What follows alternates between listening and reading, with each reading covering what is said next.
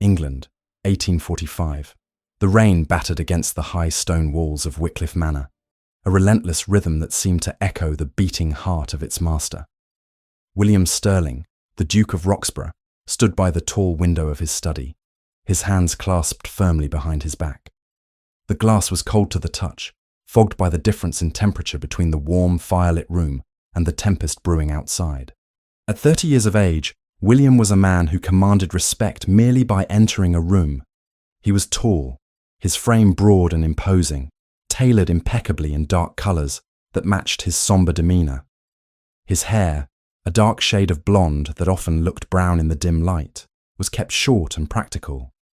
But it was his eyes, a piercing, icy blue, that people noticed first, and usually the last thing they wanted to hold for too long. They were eyes that had seen too much loss, eyes that had learned to assess threats in every shadow. The house was silent, save for the crackling of the logs in the hearth and the scratching of his own pen against parchment when he finally returned to his desk. Silence was how he preferred it. Silence meant safety. Silence meant order. Order was the only thing keeping the chaos of the world at bay, the only thing protecting the one fragile life entrusted to his care. Penny. His niece was 6 years old, a tiny, delicate creature who looked so much like his late sister that it sometimes physically pained him to look at her. Since the accident that had taken her parents 2 years ago, William had turned Wycliffe Manor into a fortress. No sharp edges, no open windows, no horses that were not broken to a standstill. He had hired governess after governess, dismissing them for the slightest infraction. A sneeze near the child? Dismissed. A minute late for lessons? Dismissed. He knew the staff called him a tyrant in the kitchens. He did not care. He would be a tyrant if it meant Penny survived to see adulthood. But for the last 6 months, there had been a change. A subtle shift in the atmosphere of the house. And it was entirely due to Miss Eleanor Ross. William frowned, setting his pen down. Miss Ross was different. She was quiet, yes, but not submissive. She had brown hair that she pulled back severely. Those stubborn tendrils always seemed to escape, framing a face that was too intelligent for a servant and too weary for a young woman of 23. Her eyes, a warm, deep brown, held a depth of sadness that mirrored his own, though she never spoke of her past. She was efficient, she was educated, and, most worryingly, Penny adored her. For the first time in 2 years, he had heard Penny laugh, not a polite giggle, but a full belly-shaking laugh that echoed down the hallways. It was that sound, drifting through the heavy oak door of his study now, that made him pause. Laughter. And wind. William stood up abruptly. The window he had been standing by was closed, but the sound was coming from the garden side of the house. The rain had paused for a brief moment, leaving the ground slick and treacherous. A sudden, irrational spike of fear drove him from the room. He strode down the long corridor, his boots striking the marble floor with heavy, urgent steps. The servants he passed pressed themselves against the walls, bowing their heads, making themselves invisible. He ignored them. He burst through the double doors that led to the rear terrace. The air was sharp and cold, smelling of wet earth and pine. He scanned the manicured lawn, his heart hammering a frantic rhythm against his ribs. "Higher! You can do it, Penny! Just reach for the next branch!" The voice was clear, encouraging, and utterly reckless. William's gaze snapped upward. There, in the ancient oak tree that dominated the centre of the garden, was his niece. Penny was at least 10 feet off the ground, her small boots slipping on the wet bark, her dress snagged on a twig, and standing at the base of the tree, looking up with a smile instead of terror, was Miss Ross. The world seemed to tilt on its axis. All William could see was the fall. He saw the slip, the tumble, the broken body on the roots. The vision was so vivid it nearly brought him to his knees. "Penny!" His voice roared across the garden, a sound of pure command and terror. The child froze, clutching the branch. Miss Ross spun around, her face losing its colour as she saw the Duke striding toward them across the wet grass. He did not look like a man. He looked like a storm given human form.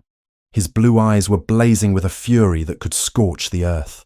"Your Grace," Elena began, stepping between him and the tree, a protective instinct that went unnoticed by his rage. "She is quite safe. We were just—" "Get her down," William snarled, not breaking stride until he was looming over the governess. "Get her down this instant before I drag her down myself." "She is learning to conquer her fear," Elena argued, her voice trembling but her chin held high. "She needs to know she is strong, Your Grace. A life lived in cotton wool is no life at all."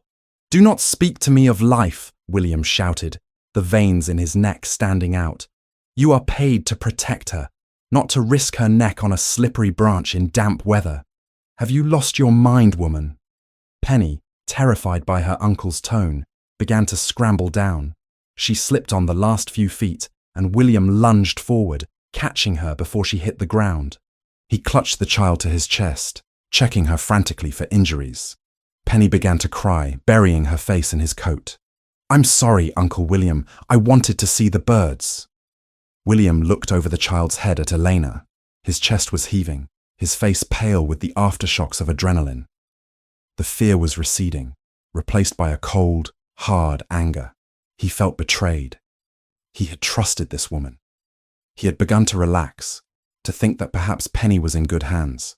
And here she was, endangering the last thing he had left. "Take the child inside," William said to a footman who had run out after him.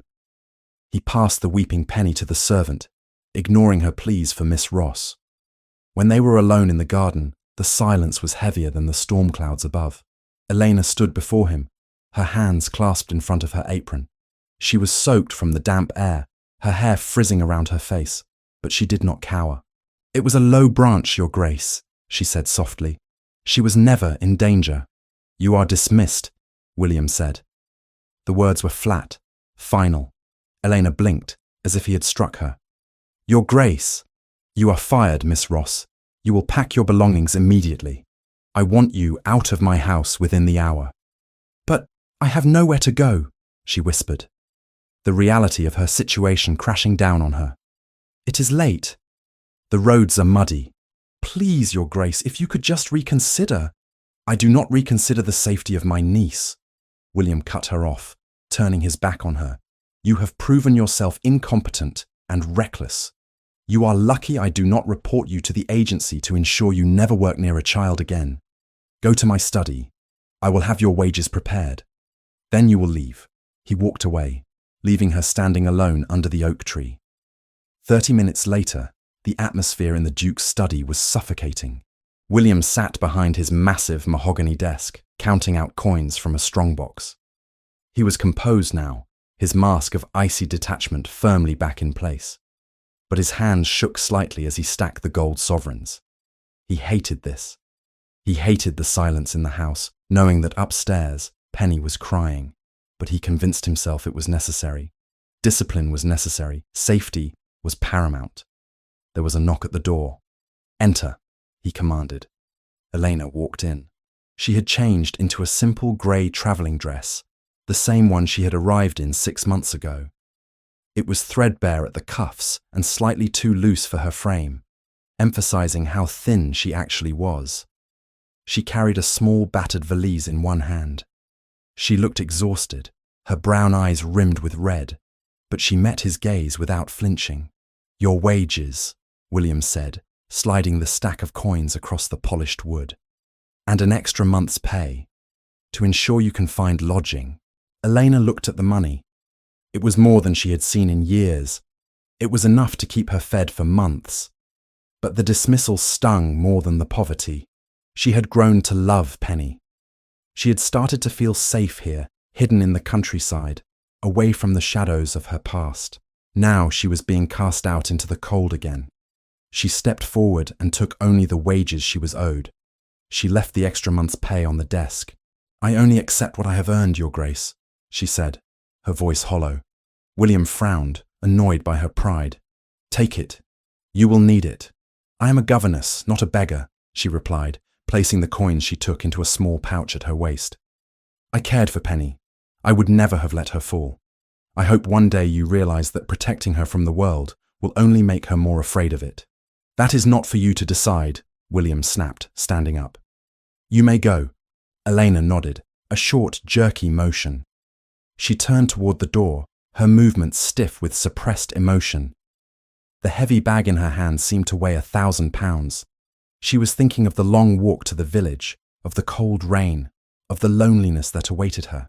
She was thinking of her father, and how he would weep to see her like this, cast out like a common thief. As she reached for the door handle, the heel of her worn boot caught on the edge of the thick Persian rug. It happened in slow motion. Eleanor stumbled, her hand flailing to catch her balance. The bag dropped from her grip. She managed to stay upright, grasping the doorframe, but the sudden jerk caused the top button of her high collar to snap. Something silver slid out from beneath the fabric of her dress. It swung on a long, delicate chain, hitting the wooden floor with a distinct metallic clink. The clasp, old and worn, gave way upon impact. The object skittered across the polished floorboards, spinning like a coin before coming to rest right at the tip of William's boot. William looked down, annoyed by the clumsiness. He intended to kick it back to her, or ignore it entirely, but then he saw it. It was a locket, not a cheap trinket bought at a fair, but a heavy, solid piece of silver.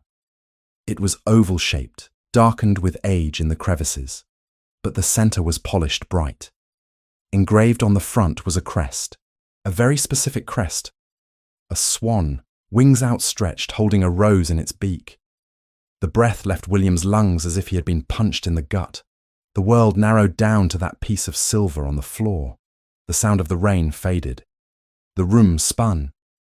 He knew that crest. He had seen it on signet rings, on carriage doors, on the wax seals of letters that had shaped his entire youth. It was the crest of the earldom of Harrogate. Specifically, it was the crest of Thomas, the late Earl of Harrogate, the man who had taken William in when his own father was distant and cruel, the man who had taught him how to ride, how to manage an estate, how to be a man of honour, the man who had died 5 years ago, leaving a debt of honour that William had never been able to repay. William fell to one knee, ignoring dignity, and snatched the locket from the floor. His fingers trembled violently as he held it up to the light. He pried it open. Inside, there was a miniature portrait. It was painted with exquisite detail. It showed a man with laughing eyes and a kind smile, holding a small child with dark brown curls on his lap. It was Thomas. There was no mistaking him. And the child, William looked up. He looked at the governess standing by the door. Really looked at her. For 6 months, he had seen a servant. He had seen a Miss Ross. He had seen a uniform, a bun, a set of duties. Now, he stripped all that away. He looked at the bone structure of her face, the set of her jaw, and those eyes, those warm, brown eyes. He had seen those eyes before, in a portrait hanging in a dusty gallery in Harrogate Hall, in the face of a laughing girl running through a summer meadow in his memories of a visit long ago. Promise me, William. Thomas's voice echoed in his memory, a ghost from the past. If anything happens to me, you will look after my Elena. She is all I have. William's heart hammered against his ribs, a mixture of shock, horror, and a sudden, overwhelming realization of what he had almost done. He had almost thrown her out into the storm. Eleanor was staring at him, her face pale with terror. She saw him holding the locket. She saw the recognition in his eyes. She took a step back, her hand reaching for the door handle again. "Give that back," she whispered, her voice trembling. "It is mine." She looked ready to bolt. She looked like a trapped animal. If she opened that door, she would run. She would disappear into the rain, and he might never find her again. William stood up. His movements were no longer the stiff, controlled motions of the Duke. They were fluid, predatory, driven by desperation. He crossed the distance between them in 2 long strides. Eleanor gasped, shrinking back against the wood, expecting him to strike her or yell. Instead, William reached past her. His hand slammed against the door, not to open it, but to hold it shut. He turned the heavy brass key in the lock with a definitive click. Then he pulled the key out and shoved it into his pocket. The The silence that followed was deafening. Elena was breathing fast, shallow breaths, her eyes wide with panic. She was locked in with him. "Your Grace?" she stammered, her voice barely audible. "Please, let me go." William turned to face her. He was close, too close. He held the locket up between them, the silver glinting in the firelight. His blue eyes were dark, swirling with a tempest of emotions she couldn't interpret. Anger, confusion, and something that looked terrifyingly like pain. "Where did you steal this?" he asked, his voice low and dangerous. "I didn't steal it," Elena cried, the accusation stinging her pride even in her fear. "It belongs to me." "Do not lie to me." William's voice rose, cracking slightly. "This belongs to the Earl of Harrogate, a man who was like a father to me, a man whose family—" He stopped, his throat closing up. "Whose family is dead?" He took a step closer, forcing her to press her spine against the locked door. "The Earl's daughter died 5 years ago," William said, his words sharp as glass. "I saw her grave. I spoke to her cousin. So you will tell me, Miss Ross, how a governess comes to possess the most precious heirloom of a dead noblewoman." Elena stared at him. She saw the genuine anguish in his face. He wasn't just a tyrant duke accusing a servant of theft. He was a man mourning a friend. And in that moment, she realized the magnitude of the secret she had kept. But she also remembered the fear, the running, the hunger. "Open the door," she said, summoning every ounce of dignity she had left. "You have no right to keep me here." "I have every right," William hissed, leaning down so his face was inches from hers. "Because that locket proves a crime. Either you are a thief who robbed a grave." He paused, his gaze searching her face, looking for the little girl he had once promised to protect. "Or you are a ghost." William backed away slowly, never taking his eyes off her. He walked to the fireplace and stood there, gripping the mantelpiece as if to steady himself. "You are not leaving this room," he said, his back to her. "Not until I have the truth. Every word of it." Eleanor looked at the locked door, then at the Duke's broad back. She touched her neck where the locket had hung for 5 years, her only link to who she really was. The game was up. The hiding was over. She could feel the walls of Wycliffe Manor closing in, but for the first time, it wasn't the coldness of the house that frightened her. It was the fire in the Duke's eyes. She straightened her dress, took a deep breath, and prepared to shatter his world. The silence in the study was absolute, heavier than the oak door William had just locked. The only sound was the crackle of the fire and the relentless drumming of the rain against the window pane, a chaotic rhythm that mirrored the storm raging inside the Duke's chest. He stood like a statue carved from granite, his hand gripping the silver locket so tightly that the edges bit into his palm. He did not feel the pain. He felt only the cold, suffocating weight of the crest engraved upon the metal, the swan and the rose. Elena stood with her back pressed against the wood of the door, her breath hitching in her throat. She watched the man she had served for 6 months, the man she had feared for his temper and respected for his devotion to his niece. Now, she saw neither the master nor the monster.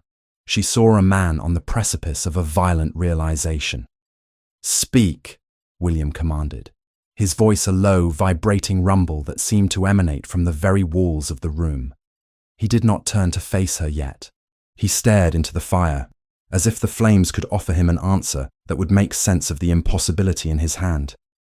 "Tell me how a governess came to possess the sigil of the Earl of Harrogate. And do not dare lie to me again." Elena swallowed hard. The instinct to flee was powerful, a physical urge to twist the handle and run into the night. But the door was locked, and the key was in the pocket of a man who looked ready to tear the world apart to find the truth. She straightened her spine. She had spent 5 years hiding, 5 years bowing her head and making herself small. But she was done. If she was to be destroyed, she would face it standing up. "I did not steal it," she said, her voice trembling slightly, but gaining strength with every syllable. "It was given to me on my 18th birthday, by my father." William turned then, his movement sharp and predatory. His blue eyes locked onto hers, burning with a mix of fury and disbelief. Your father? You claim to be a bastard child of the Earl. Is that it? A relic given to a mistress's daughter to buy her silence? No, Elena whispered. The accusation stung, but she understood it. It was the only logical explanation for a rational mind. I am not his bastard, Your Grace. I am his heir. William laughed, a harsh, humourless sound that lacked any warmth. Impossible. Lady Eleanor is dead. She died 5 years ago. I saw the death certificate. I saw the grave. You saw an empty box buried in the earth. Elena stepped away from the door, moving into the light of the chandelier. The shadows retreated from her face, revealing the high cheekbones and the determined set of her jaw that she had hidden beneath severe hairstyles and submissive postures. You saw what my cousin wanted you to see, what the world wanted to believe. William froze. The name hung in the air between them. Lady Eleanor. He looked at her, really looked at her. He stripped away the grey governess dress, the worn apron, the calloused hands of a woman who scrubbed floors. He looked at the shape of her eyes, brown, warm, intelligent. The same eyes that had looked up at him from a girl of 12 when he had visited Harrogate Hall nearly a decade ago. He remembered a girl who had beaten him at chess and laughed when he pouted. He remembered promising Thomas, on his deathbed via letter, that he would protect her. The room seemed to tilt. William staggered back, his legs hitting the edge of his heavy desk. He slumped against it, the strength draining from his imposing frame. Elena, he whispered. The name felt foreign on his tongue, a ghost summoned from the depths of his greatest failure. Yes, she said simply. I am Elena. William looked down at the locket again, his thumb tracing the worn silver. The pieces of the puzzle, scattered by years of grief and guilt, slammed together with a deafening clarity. Malcolm told me you had succumbed to typhus, William said, his voice hollow, stripped of all authority. He wrote to me a week after your father passed. He said the fever had taken the entire household. I was in Vienna. I rode day and night to get back. When I arrived, the house was draped in black. He took me to the churchyard. He showed me the fresh earth. He lied, Elena said, her voice laced with the bitterness of memory. There was no fever, only debt. My father left us with nothing but honour, and Malcolm wanted to sell that too. He arranged a marriage for me the day my father was put in the ground. To a man 3 times my age, a creditor who promised to forgive the estate's debts in exchange for a titled wife. She took a step closer to the desk, her eyes flashing. I refused. Malcolm locked me in my room. He told me I would marry or I would starve. So I made a choice. I chose to be a nobody, rather than a commodity. I climbed out the window that night. I took nothing but this locket and the clothes on my back.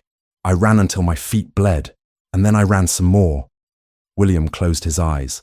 A wave of nausea rolled over him. He remembered standing by that grave in the rain, consumed by the crushing weight of his broken promise. He had failed Thomas. He had failed the girl he was sworn to protect. He had mourned her. He had hated himself for being too late. And all the while, she had been alive. She had been starving. She had been working in the sculleries and nurseries of England, scrubbing filth, bowing to lesser men, hiding in plain sight. And he, God help him, he had just fired her. He had just ordered her out into a storm for trying to teach a child to be brave. I didn't know. William breathed, opening his eyes. They were wet, the icy blue thawing into a terrifying vulnerability. Elena, I swear to you, I didn't know. How could you? Elena asked, her tone softening, though she remained guarded. You were a duke. I was a servant. We live in different worlds, Your Grace. Even in the same room, we are miles apart. Stop calling me that. William pushed himself off the desk, his hands shaking. Do not call me Your Grace. Not you. Never you. He began to pace the room, the energy returning to him, but it was frantic, chaotic. I have failed you in every way a man can fail. I let Malcolm steal your life. I let you endure this. He gestured vaguely at her worn dress, at the rough skin of her hands. And today, I treated you like... He couldn't finish the sentence. The memory of his cold, dismissive words in the garden burned his throat like bile. You are incompetent. You are reckless. You treated me like an employee who disobeyed orders, Eleanor said pragmatically. You were protecting Penny. I do not blame you for that, William. I never have. The use of his Christian name stopped him in his tracks. It was the first time she had used it. It broke something inside him, some dam of reserve that he had built to keep the world out. You cannot leave, he said abruptly. The dismissal is rescinded, obviously. I cannot stay, Elena countered, shaking her head. Do you think I can just go back to the nursery now? Do you think I can continue to be Miss Ross's knowing that you know? Every time you look at me, you will see your guilt. And every time I look at you, I will see the life I lost.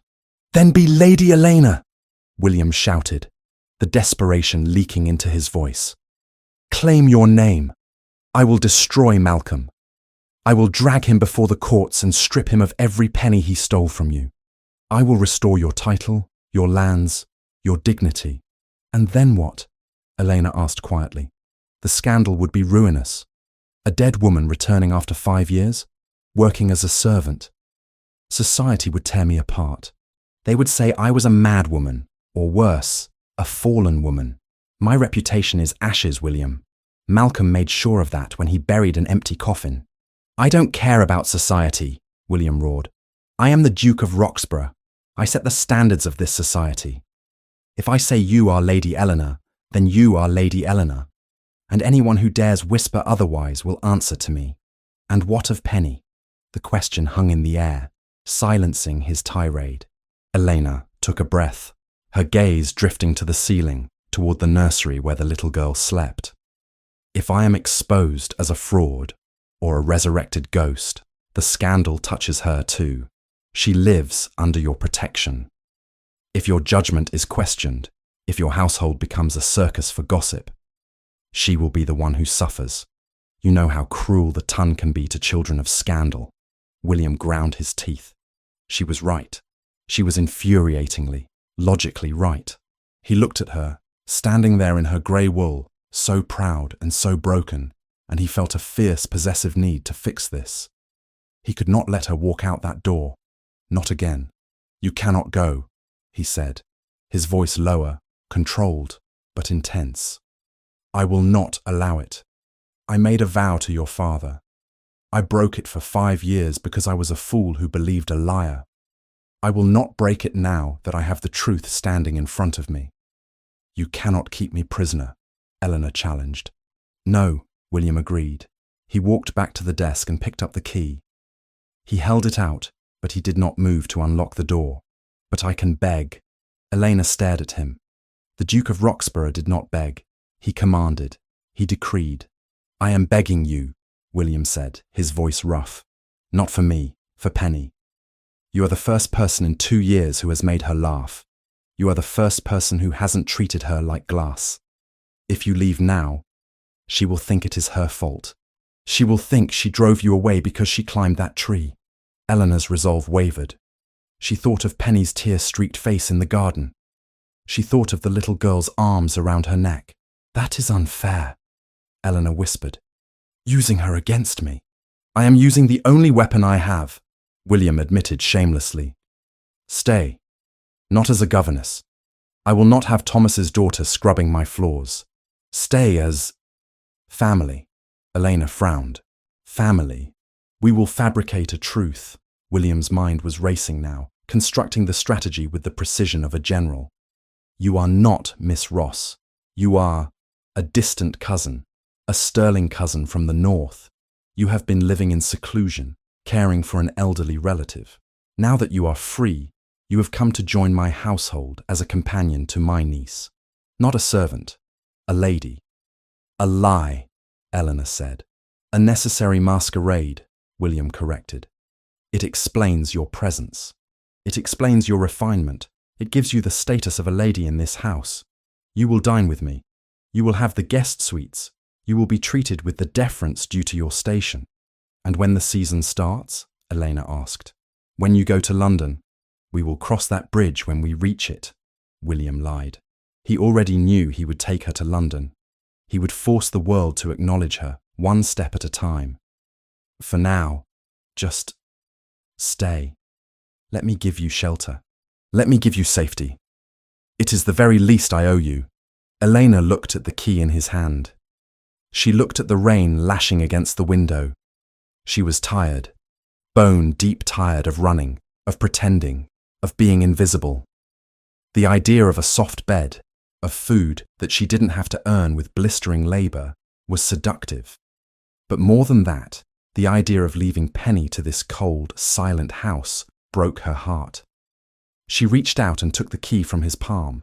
Her fingers brushed his, and a jolt of electricity shot through them both, startling in its intensity.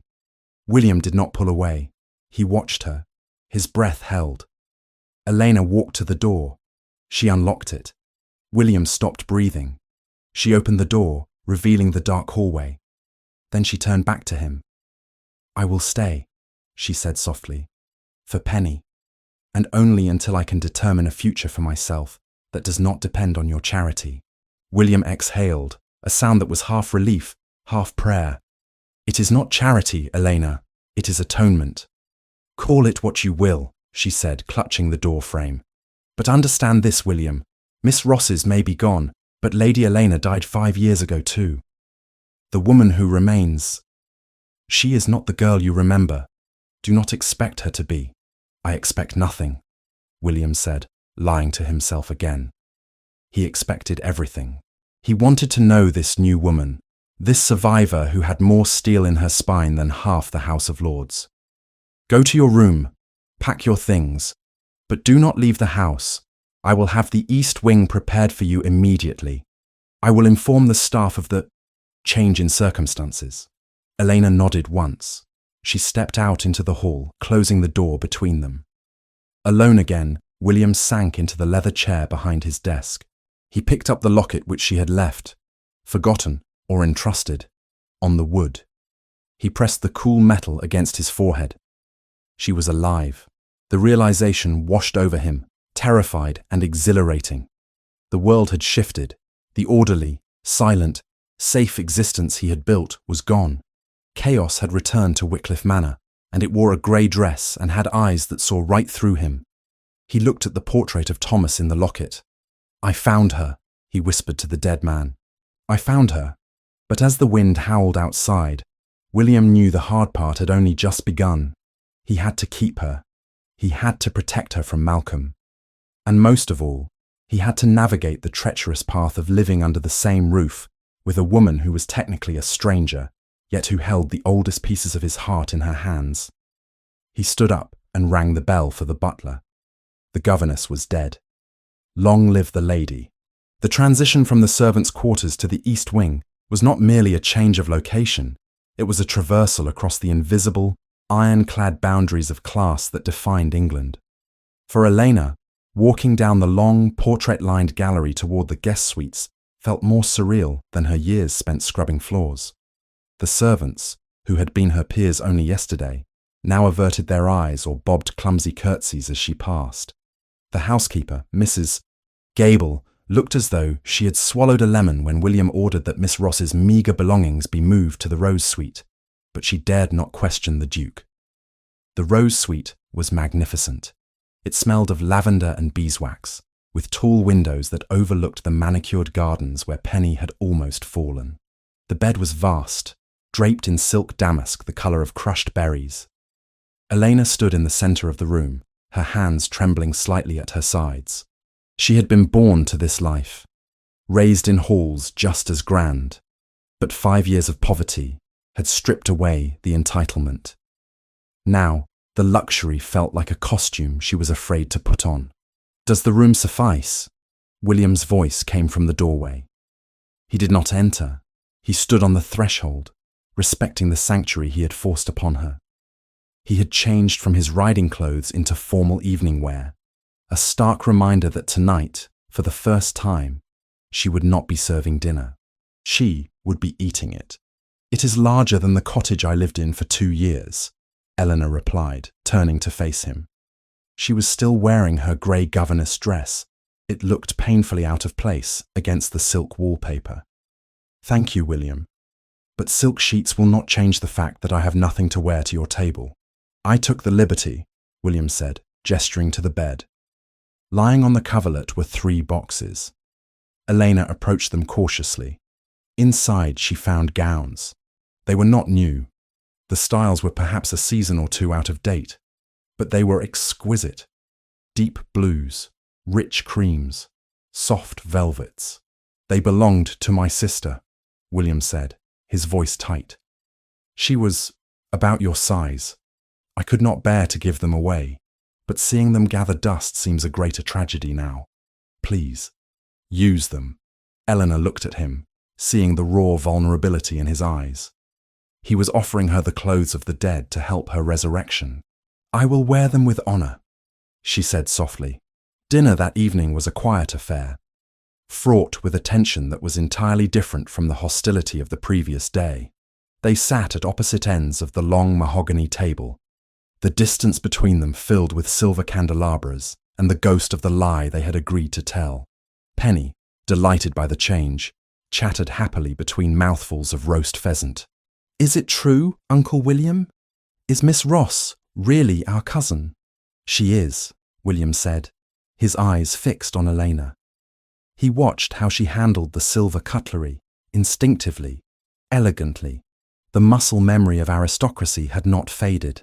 And you must call her Lady Elena now, Penny, or Cousin Elena. She is no longer your governess. But she can still read to me? Penny asked, her spoon pausing halfway to her mouth.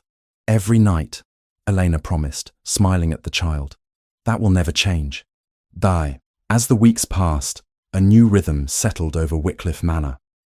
The lie of the distant cousin was accepted by the staff, primarily because the Duke's word was law, but also because Elena carried herself with a natural grace that defied scrutiny.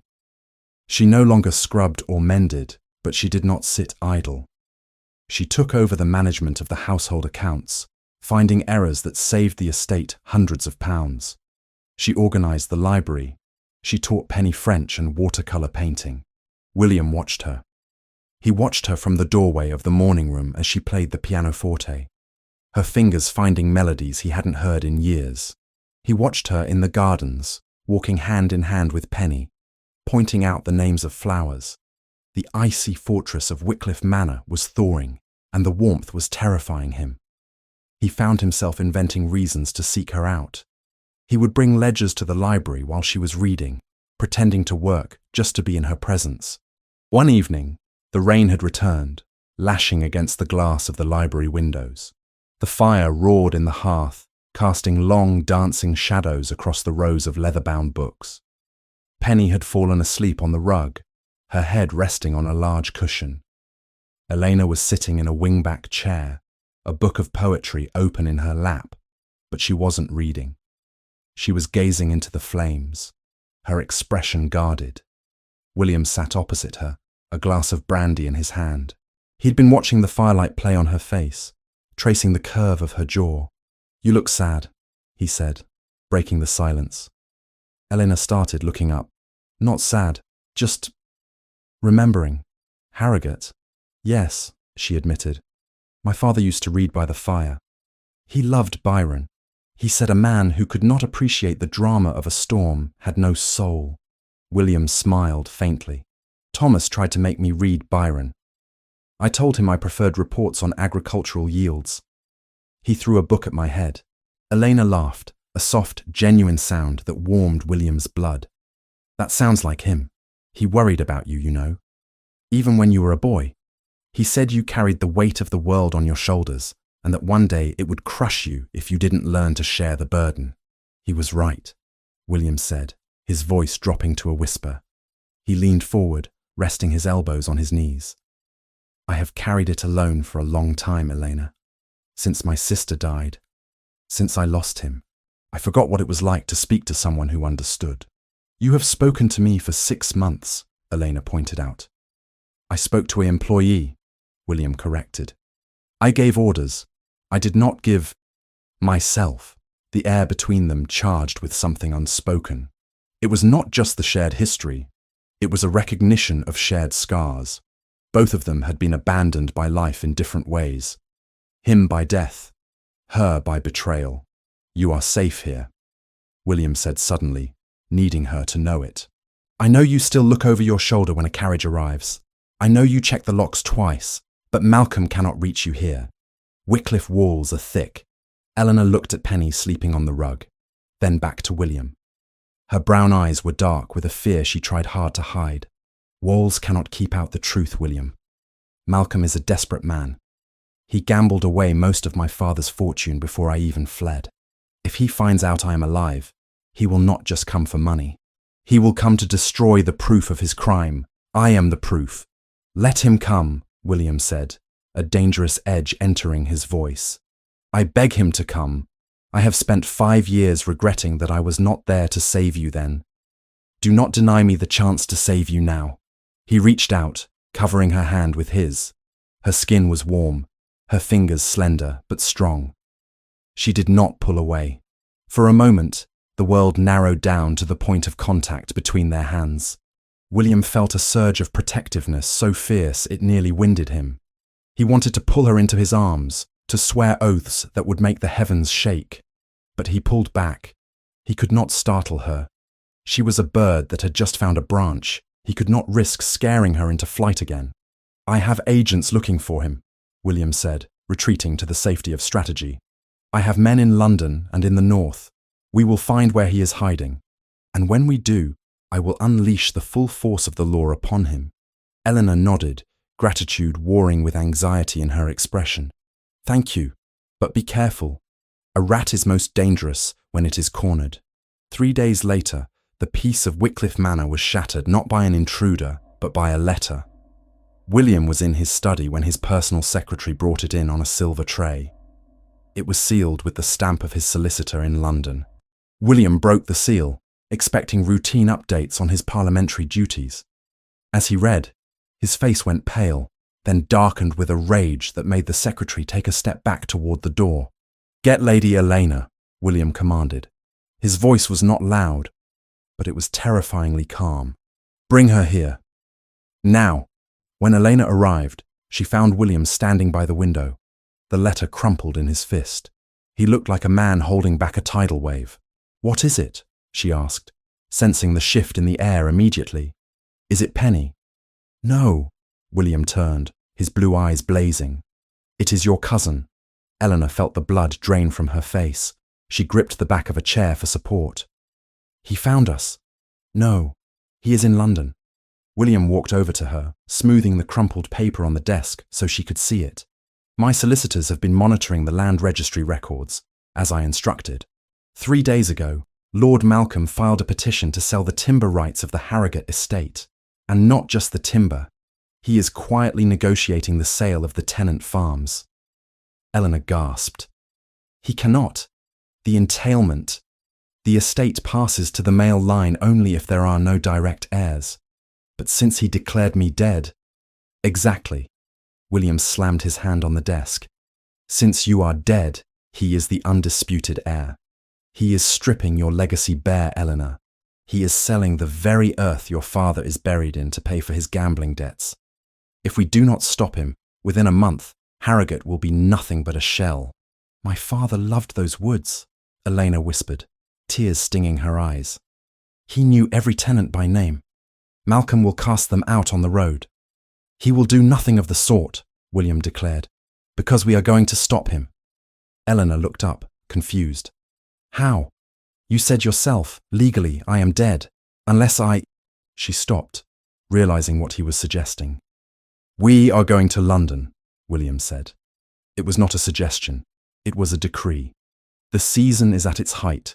Everyone who matters is there, including Malcolm. We are going to walk into the lion's den, Elena, and we are going to crush him. "No," Elena shook her head, backing away. "William, you don't understand. If I appear in London, the gossip, the staring, people will recognize me. They will ask where I have been. And Malcolm, if he sees me, he will claim I am an imposter. He has the death certificate. He has the local doctor in his pocket. Let him claim whatever he wants. William rounded the desk, taking her by the shoulders. I am the Duke of Roxburgh. My word outweighs 1,000 pieces of paper signed by a country doctor. I will present you. I will vouch for you. I will stand beside you every second. Why? Eleanor cried, the fear breaking through her composure. Why risk your reputation for me? Why drag your name through the mud of a scandal that isn't yours? Because it is mine, William shouted back, the intensity of his emotions stunning them both into silence. He took a deep breath, his hands sliding from her shoulders to cup her face gently. Because you are not just a cause to me anymore, Elena. You are not just Thomas's daughter. Do you think I have enjoyed these last weeks because I am doing a good deed? I have woken up every morning grateful that you are under this roof. I have watched you with Penny and realized what this house has been missing. What I have been missing.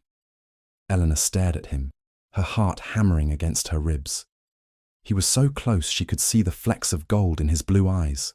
I am going to London to save your inheritance, William said, his voice dropping to a rough whisper. But I am taking you with me because the thought of leaving you here, where I cannot see you, is unbearable. Trust me, please. Eleanor looked at this powerful, arrogant, broken man who was offering to shield her with his own body. She thought of her father's lands being sold piece by piece. She thought of Malcolm laughing as he destroyed her family's history, and she thought of the way William had looked at her in the library. She placed her hand over his, which still rested on her cheek. He will fight dirty, she warned him. He will lie. He will try to humiliate us. He can try, William said grimly. But he has never fought a duke who has something worth fighting for. And Penny? Elena asked. She comes with us, William answered immediately. I will not leave her, and she needs you. We will open the townhouse in Mayfair. We will go as a family, the Duke, his niece, and his cousin. Eleanor took a deep breath, steeling herself. She felt the old Elena, the lady who had been raised to lead, rising up from the ashes of the Governess. Very well, she said, lifting her chin. If we are to do this, we do it properly. I will not go to London to hide in the shadows. If I am to reclaim my name, I will do it with my head high. William smiled, and it was a genuine fierce thing that transformed his face. That is the spirit. Pack your trunks, Lady Elena. We leave at dawn. The journey to London took 2 days. A procession of luxury that was a far cry from Elena's flight 5 years ago. Then, she had huddled in the back of a hay cart, shivering and hungry. Now, she sat on velvet squabs in a carriage emblazoned with the ducal crest, a hot brick at her feet and a fur rug over her lap. Penny was ecstatic, pressing her nose against the glass to watch the countryside roll by. But Elena and William sat in a companionable silence, the weight of the coming battle hanging over them. As the carriage rattled over the cobblestones of London, the noise and the smell of the city rushed in. The smoke, the shouts of street vendors, the clatter of iron wheels. Elena felt a spike of panic. This city had been her prison once, a place where she had starved. William seemed to sense her fear. Without a word, he reached across the carriage and took her hand. He didn't look at her. He kept his gaze out the window, scanning the streets with a protector's vigilance, but his grip was firm, an anchor in the storm. We are here, he said as the carriage slowed, turning into the prestigious Grosvenor Square. The townhouse was massive, a white stone edifice that screamed power and wealth. Servants were already lined up on the steps, alerted by a rider who had gone ahead. As the footman opened the door, William stepped out first. He turned and offered his hand to Eleanor. Ready? He asked quietly. Eleanor looked at the grand house, then at the busy square where curtains were already twitching in neighbouring houses. The Tun was watching. The judgment was beginning. She placed her hand in his. Ready, she lied. She stepped down onto the pavement, and as her foot touched the London ground, Elena Ross vanished completely. Lady Elena had returned, and she had brought a duke with her. Inside the house, the air was stale from disuse, but the staff moved with efficient haste to bring it to life. William wasted no time. While Elena and Penny were shown to their rooms, He summoned his solicitors and his bankers. By nightfall, the strategy was set. But the real test would be the following week. William found Elena in the drawing room later that night. She was standing by the window, looking out at the gaslit street. "The invitation arrived," he said, holding up a cream-coloured card. "Lady Jersey's masquerade ball. Everyone will be there, including Malcolm, especially Malcolm. He never misses a chance to gamble or drink at someone else's expense." William joined her at the window. "A masquerade is perfect. It allows us to enter on our own terms. You will be masked until the moment we choose to reveal you. And then?" "And then," William said, his eyes hard as flint. "We watch him crumble." He turned to her, his expression softening. "But first, we must prepare you. Tomorrow, the modistes arrive. You need armor, Elena, silk and diamonds. You will be the most breathtaking woman in that room. Malcolm won't know what hit him." Elena looked at the reflection of the Duke in the glass. He stood close behind her, a towering presence of strength. For 5 years she had been invisible. In 2 days, she would be the center of the world. "I am not afraid of him anymore," she realized, speaking the thought aloud. "Good," William whispered, so close his breath stirred the hair at her temple. "Because you are not alone anymore." The promise hung in the air, heavier and more real than any legal document. Elena closed her eyes, allowing herself, for just a moment, to lean back, almost imperceptibly, toward him. She felt the heat of his body, the solid reality of him. The war for her name was about to begin, but in the quiet of the drawing room, a different kind of surrender was already taking place. The London townhouse in Grosvenor Square, which had stood silent and shrouded in dust sheets for nearly 2 years, awoke with a start. It was as if the building itself had inhaled a deep breath of chaos and exhaled pure, frenetic energy. For Elena, the transition from the quiet, melancholic solitude of Wycliffe Manor to the beating heart of the season was a physical shock. The air here tasted different, of coal smoke, horse manure, and the sharp, metallic tang of ambition.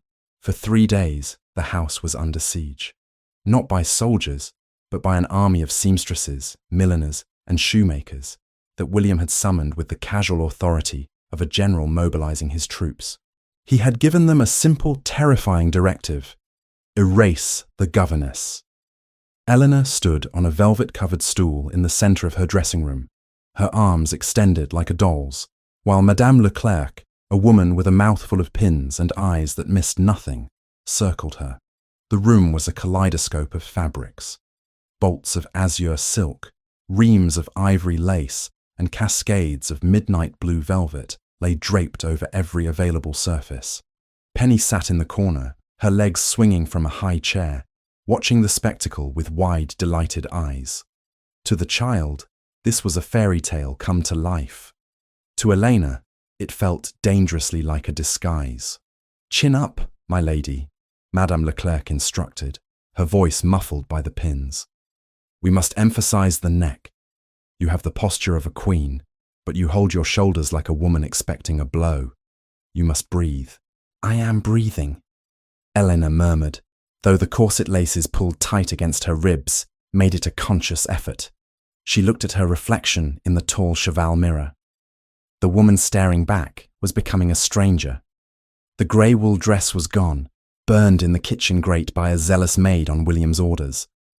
In its place, a framework of crinoline and whalebone was reshaping her silhouette. Her hair, usually scraped back in a severe bun, was being coaxed into soft, glossy curls that framed her face. William had not visited the dressing room. He had respected the boundaries of propriety, burying himself in the library with his solicitors, plotting the destruction of Lord Malcolm. But his presence was felt in every thread of silk that entered the room. He had selected the colours himself. No pastels, he had told the modiste. No insipid pinks or pale yellows.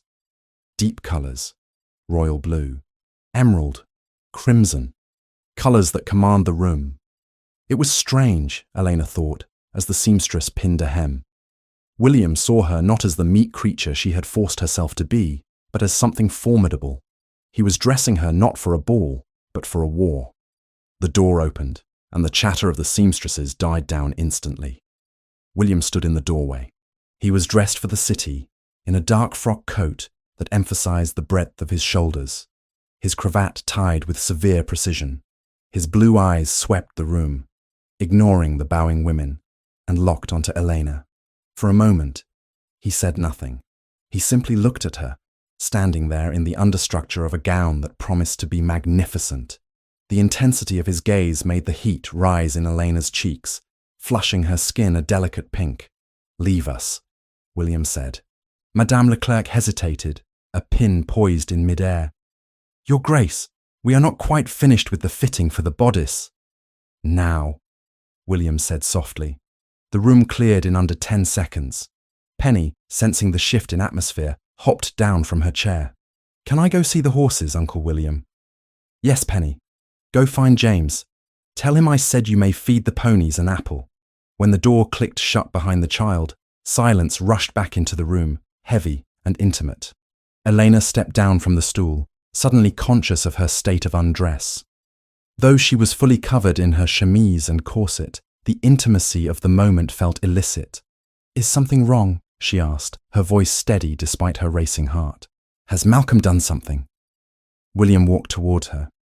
He held a small box in his hand, wrapped in dark leather. He looked tired. There were shadows beneath his eyes that spoke of sleepless nights spent poring over ledgers and legal documents, but his expression was one of grim satisfaction. "Malcolm is arrogant," William said, stopping a few feet from her. "He believes himself untouchable. He has been parading around the clubs, boasting of the timber sale. He has already spent the advance payment on cards." Elena felt a spike of anger. "He is selling the trees my grandfather planted to pay for a night at the whist table." "He will sell nothing," William assured her. "My solicitors have filed an injunction this morning. The sale is frozen, but that is only the first step. To destroy him completely, we must prove not just that he is a thief, but that he is a liar. And for that," he held out the leather box, "you need these." Elena looked at the box, then up at him. "What is this?" "Open it." She took the box. It was heavy, the leather worn smooth by time. Her fingers trembled slightly as she lifted the lid. Inside, resting on a bed of faded black velvet, lay a necklace of sapphires and diamonds, with matching earrings. The stones were dark, like the ocean at midnight, surrounded by a halo of brilliant white diamonds. Elena gasped, nearly dropping the box. Her hand flew to her mouth. These are my mother's." She remembered them vividly. She remembered the cold weight of them against her mother's skin before a dinner party. She remembered Malcolm taking them from her jewelry box the day after the funeral, claiming they needed to be appraised for probate. She had never seen them again. "How?" she whispered, tears pricking her eyes. "Malcolm told me he had lost them. He said they were stolen by a servant." "He pawned them," William said, his voice hard with contempt. "To a lender in Cheapside. He received a fraction of their value and spent it on a racehorse that came in last. I had my agents scouring the pawn shops of London for weeks. We found them 2 days ago." Eleanor reached out, her fingers hovering over the cold stones. "You bought them back?" "I redeemed them," William corrected. "They are not a gift, Eleanor. They are your birthright. Malcolm tried to strip you of your history. I am merely returning it to you piece by piece." He took the box from her hands and set it on the vanity table. Then he lifted the necklace, the heavy gold chain catching the light. "Turn around," he murmured. Eleanor obeyed, turning her back to him. She swept her heavy hair up with both hands, exposing the nape of her neck. She heard William's intake of breath, a sharp sound in the quiet room. She felt the cold metal of the necklace settle against her skin, a familiar weight that felt like a yoke and a shield all at once. William's fingers brushed against her skin as he fastened the clasp. His touch was warm, lingering a fraction of a second longer than necessary. A shiver raced down Elena's spine, not from the cold of the jewels, but from the proximity of the man. He did not step away immediately. He stood behind her, his hands hovering near her shoulders, his reflection looming over hers in the mirror. "You look," William started, his voice rough. He cleared his throat. "You look like the Countess of Harrogate." Elena looked at herself. The sapphires blazed at her throat, matching the dark fire in her eyes. The transformation was nearly complete. The governess was gone. But looking at the jewels, a sudden, cold wave of fear washed over her, drowning out the gratitude. She spun around to face him. "William!" she said, her voice urgent. He stepped back, surprised by her sudden intensity. "What is it? Is the clasp pinching?" "No." Elena shook her head. "It is not the necklace. It is this. All of this." She gestured to the room, to the silks, to the jewels, to the grand house around them. "You are restoring me," she said, searching his face. "You are giving me back my name, my lands, my mother's jewels. You are fixing everything that was broken." "And that is wrong?" William asked, confused. "No," Eleanor said, her voice trembling. "But once it is fixed, once I am Lady Eleanor again, with my estate and my title and my fortune, I will no longer be your dependent. I will no longer be the governess who needs a roof over her head. I will be a peeress in my own right." She took a step closer to him, her eyes pleading. "And peeresses do not live in the homes of unmarried dukes. When this is over, William, when you have won, you will send me away." The words hung in the air, stark and terrifying. This was the fear that had been gnawing at her since they left Wycliffe. William was driven by duty, by a promise to a dead man. Once that promise was fulfilled, once the ledger was balanced, what reason would he have to keep her? William stared at her, his jaw tightening. He looked angry, though Elena knew the anger was not directed at her. "Is that what you think?" he asked quietly. "That you are a project to be completed, a puzzle to be solved and then put back in its box? You are a man of honor," Elena whispered.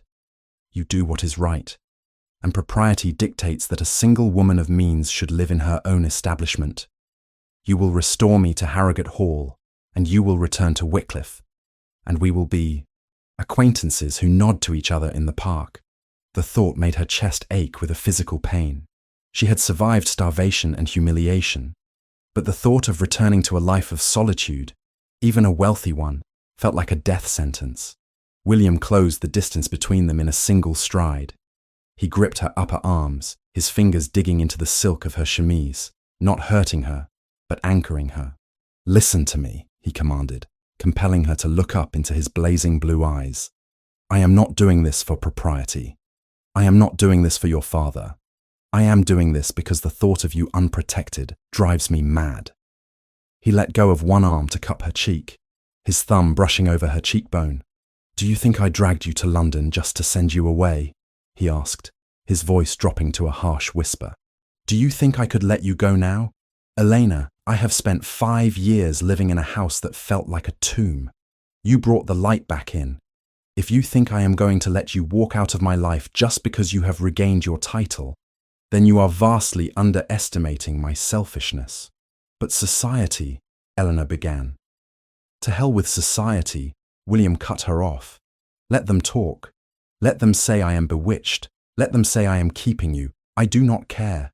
I will rebuild Harrogate for you because it is yours, but I will not let you live there alone."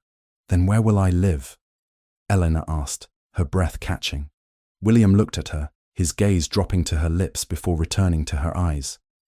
The air between them crackled with unsaid words, with a proposal that hovered on the tip of his tongue but which he dared not speak, not yet. Not while she was still vulnerable, still under his protection. He would not trap her. He would not be another man telling her what her future must be. She had to be free first, truly free. Only then could he ask her to stay. "First, we survive the ball," William said, stepping back, putting a torturous distance between them. "First, we make Malcolm pay. Then we will discuss where you belong." He turned and walked to the door, pausing with his hand on the latch. "Wear the sapphires tonight," he said without looking back. "They match your eyes when you are angry. And I have a feeling you will need your anger tonight." The night of the masquerade arrived with a shroud of fog that curled through the streets of Mayfair, muting the gas lamps and turning the world into a place of ghosts and shadows. It was fitting. Tonight, Elena would walk among the ghosts of her past. In the entrance hall of the townhouse, William waited. He was dressed in formal evening wear, a black domino mask in his hand. He looked every inch the Duke, powerful, austere, untouchable. But when he heard the rustle of skirts on the stairs, his composure fractured. Elena descended slowly.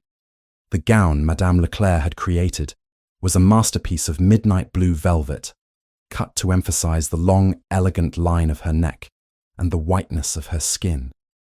The skirt was voluminous, swaying with a liquid grace as she moved. At her throat, the sapphires glittered like captured stars. She wore a mask of black lace that covered the upper half of her face, leaving only her mouth and jaw exposed. It did not hide her identity so much as enhance the mystery of it. She looked regal. She looked dangerous. She looked nothing like the governess who had climbed a tree to save a child. William forgot to breathe. He forgot the servants standing by the door. He forgot the carriage waiting outside. He saw only her. "You are—" He started, but words failed him. He simply extended his hand. Elena took the last few steps and placed her gloved hand in his. She was trembling, a fine vibration that only he could feel. "I am terrified," she admitted in a whisper. "Good," William said, closing his fingers over hers. "Fear keeps you sharp, but you do not need to be afraid of them, Elena. Look at me." She looked up at him. "You are the Countess of Harrogate," he said fiercely. "You survived hunger. You survived the cold. You survived losing everything. A room full of gossiping aristocrats is nothing compared to you. You are the strongest woman I have ever known." Elena drew a deep breath, drawing strength from his conviction. She squeezed his hand. "Then let us go," she said. "Let us go and take back what is mine." William led her out into the cold London night. The footman opened the carriage door, and as Eleanor climbed in, the sapphires at her throat caught the light of the street lamp, flashing a warning to anyone who would dare stand in her way. The Duke followed her. The door slammed shut, and the carriage lurched forward into the fog. Inside the velvet darkness of the carriage, they sat close, their knees touching. They did not speak. There was nothing left to say. The strategy was set. The trap was laid. All that remained was to spring it. As they neared the assembly rooms, the noise of the crowd became audible. Carriages were lined up for blocks. Music drifted on the night air. William reached into his coat pocket and pulled out his own mask. He tied it on, his eyes turning into glinting pools of blue behind the black silk. "Remember," he said, his voice low, "tonight you answer to no one. If Malcolm approaches you, let him speak. Let him dig his own grave. I will be right beside you." "I know," Eleanor said. She touched the locket hidden beneath her bodice, the silver talisman that had started it all. The carriage came to a halt. The door opened. The noise of the ball rushed in. William's solicitor had left the papers prepared for first light. Tonight was the baited hook. "Showtime, my lady," William said. Elena Ross took a breath, exhaled the last of her fear, and stepped out into the light. The grand ballroom of Lady Jersey's London residence was a spectacle of excess, a swirling kaleidoscope of silk, velvet, and feathers, illuminated by the light of 3,000 wax candles. The heat in the room was palpable, rising to meet the painted ceiling where cherubs frolicked in eternal spring, indifferent to the machinations of the mortals below. It was the height of the season, and tonight the aristocracy had come out in force, their identities obscured by masks of porcelain, leather, and lace, allowing for a freedom of conduct that daylight usually forbade. Lady Elena stood at the top of the marble staircase, her hand resting lightly on the arm of the Duke of Roxburgh. Below them, the sea of dancers moved in a synchronized tide to the strains of a string quartet. The air smelled of expensive perfume, stale wine, and the sharp electric scent of gossip. Behind her black lace mask, Elena's breath came in shallow, controlled sips. Her heart was beating a frantic rhythm against her ribs, threatening to bruise the skin beneath the midnight blue velvet of her gown. "Do not look down," William murmured, his voice a low vibration that she felt through the fabric of his coat. "Look at the horizon. You are above them, Elena, in every sense." She turned her head slightly to look at him. William wore a simple black domino mask that did nothing to hide the severity of his jaw or the piercing intensity of his blue eyes. He stood like a monolith, unaffected by the stares that were already turning their way. He was the Duke of Roxburgh, a man who commanded attention simply by existing. But tonight, the whispers were not just for him. They were for the woman on his arm, the mysterious beauty draped in sapphires that were rumoured to rival the crown jewels. "I feel like a lamb walking into a wolf's den," Elena whispered back, clutching his arm tighter. "You are not a lamb," William corrected her, covering her gloved hand with his own. "You are the wolf. They just do not know it yet." He signalled the footman, and they began their descent. The hush that fell over the room was gradual, spreading outward from the staircase like ripples in a pond, until even the orchestra seemed to falter for a beat. All eyes were fixed on Elena. She felt the weight of their scrutiny, a physical pressure that made her want to shrink back into the shadows. But she remembered the cold rain of the garden at Wycliffe. She remembered the hunger in her belly when she had fled Harrogate. She remembered the smug face of her cousin Malcolm as he told her she was worth nothing. She lifted her chin, the sapphires at her throat catching the candlelight and throwing back cold blue fire. She was Lady Eleanor of Harrogate. She had survived worse than snobs in silk. As they reached the ballroom floor, the crowd parted for them. It was a testament to William's power that no one dared to approach immediately. They created a bubble of space around the couple, a zone of exclusion that was both respectful and terrified. "Dance with me," William said, turning to her as the music swelled into a waltz. It was not a question. He swept her into his arms before she could protest, his hands settling firmly on the small of her back. The contact was electric, searing through the layers of corset and chemise. Elena gasped softly as he pulled her close, far closer than propriety allowed, but in the anonymity of the masquerade, the rules were suspended. They moved together with a fluidity that shouldn't have been possible for two people who had never danced together. But William led with an intuitive grace, guiding her through the turns as if he knew exactly where she would place her foot before she did. For a moment, the staring crowd faded away. The whispers of, "Who is she?" and "Look at the Duke" vanished. There was only the music, the heat of his hand, and the intense blue of his eyes watching her from behind the black silk of his mask. "You are trembling," William noted, his voice rough with suppressed emotion. "It is the adrenaline," Elena lied. "It is fear," he countered gently. "And it is unnecessary. I have men at every exit. My solicitor is in the library with the magistrate. The trap is set, Elena. All we are waiting for is the rat." Eleanor missed a step, but William caught her effortlessly, spinning her so that the mistake looked like a flourish. "He is here?" she asked, scanning the swirling crowd over William's shoulder. "He is," William confirmed grimly. "I saw him near the card tables when we entered. He was watching the door. He saw us." Eleanor felt a chill that had nothing to do with the temperature. Malcolm was here, the man who had stolen 5 years of her life, the man who had buried an empty coffin and laughed. "Does he know it is me?" "He suspects," William said, tightening his grip on her hand. He recognized the sapphires. "I saw his face. He looked as though he had seen a ghost, which I suppose he has." The waltz came to an end, the final notes hanging in the air. William did not release her immediately. He held her for a heartbeat longer than the music required, a gesture of possession that sent a fresh wave of murmurs through the room. When he finally stepped back, he did not move far. He positioned himself slightly in front of her, shielding her from the main approach of the room. "Drinks," he stated. "Stay here. Do not move." He turned to signal a passing footman for champagne. Eleanor stood alone for a moment, the centre of 100 hidden gazes. She felt exposed, vulnerable without the solid wall of William's body to hide behind. She fanned herself slowly, trying to maintain the facade of boredom that was the armour of the aristocracy. "Well, well, well." The voice was oily, familiar, and it made Elena's blood turn to ice in her veins. She froze, the fan stopping mid-wave. She turned slowly. Standing 3 feet away, swaying slightly as if the floor were the deck of a ship, was Lord Malcolm. He had aged poorly in 5 years. His face was bloated from drink, his complexion ruddy, and his eyes, small, watery, and cruel, were fixed on her throat. He wore a mask of red velvet that clashed hideously with his purple coat, but there was no mistaking the malice radiating from him. He was staring at the necklace.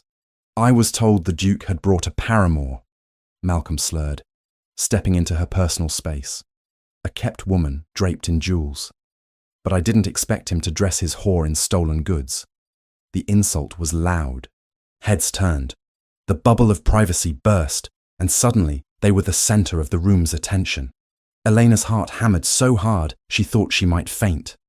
But then she looked at Malcolm's hands. They were shaking. Not from rage, but from fear. He was terrified. He recognized the jewels, and deep down, he recognized her.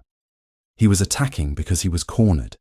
"I beg your pardon," Eleanor said, her voice cool and steady, though her knees were water. "Those sapphires," Malcolm pointed a trembling finger at her throat. "They belong to the Harrogate estate. They were stolen 5 years ago by a servant girl who ran off after the old Earl died." The crowd gasped. The accusation of theft in high society was a death sentence. William appeared at Elena's side instantly, emerging from the crowd like a phantom. He did not have the champagne. His hands were empty, and they were curled into fists at his sides. "Careful, Malcolm," William said, his voice dropping the temperature of the room by 10 degrees. "You are speaking to my guest." "Your guest is wearing my family's heirlooms," Malcolm shouted, emboldened by the crowd and the alcohol. He lunged forward, as if to grab the necklace. "That necklace belonged to my aunt. It disappeared the same night my cousin died. This woman is a fence for stolen property." William stepped in front of Elena, blocking Malcolm's path with his broad chest. He did not push the man. He simply occupied the space with such absolute authority that Malcolm bounced off his aura like a rubber ball. "You seem confused, my lord," William said, his tone conversational but laced with menace. "You told me yourself that the Harrogate jewels were lost to pay for your cousin's funeral. Now you say they were stolen." Malcolm stammered, realizing the trap too late. I said they were gone, and there they are, on the neck of your creature!" Eleanor stepped out from behind William. She could feel the fear evaporating, replaced by a cold, hard anger. This man had ruined her life. He had made her a servant. He had made her afraid. She was done being afraid. She reached up and untied the ribbon of her mask. The black lace fell away, revealing her face to the room. The gasps turned into a stunned silence. "Does a thief wear her own face, Malcolm?" Elena asked, her voice ringing clear across the ballroom. Malcolm stared at her. His mouth opened and closed like a fish. He turned pale, his eyes bulging. He looked from her to the crowd, then back to her. He saw the resemblance. Everyone saw it. The eyes, the jawline, the undeniable stamp of the Harrogate bloodline. "No," he whispered, shaking his head. "No. You are dead. I buried you." "You buried a box of rocks," Eleanor said, stepping closer to him. Her brown eyes bored into his. "You told the world I died of typhus so you could seize the estate. You forged the death certificate. You sold the furniture. You pawned these very sapphires to a moneylender in Cheapside for a fraction of their worth to pay for your gambling debts at White's." "Liar!" Malcolm shrieked, panic taking over. "She is an imposter, a fraud. She is an actress the Duke hired to cheat me out of my inheritance." He turned to the crowd, his arms waving wildly. "Look at her! She is a commoner! Look at her hands! They are rough! She has been scrubbing floors! She is not a lady!" William laughed. It was a dark, terrifying sound. "You are right about one thing, Malcolm," William said, stepping up beside Elena and taking her hand, raising it for all to see. "Her hands are rough.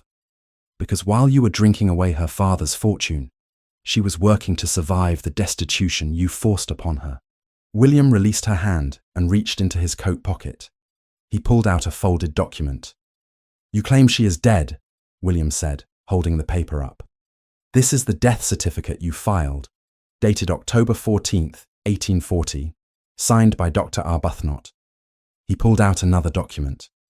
"And this," William continued, his voice projecting to the back of the room, "is a promissory note you signed to a creditor in Bath, dated October 10th, 1840.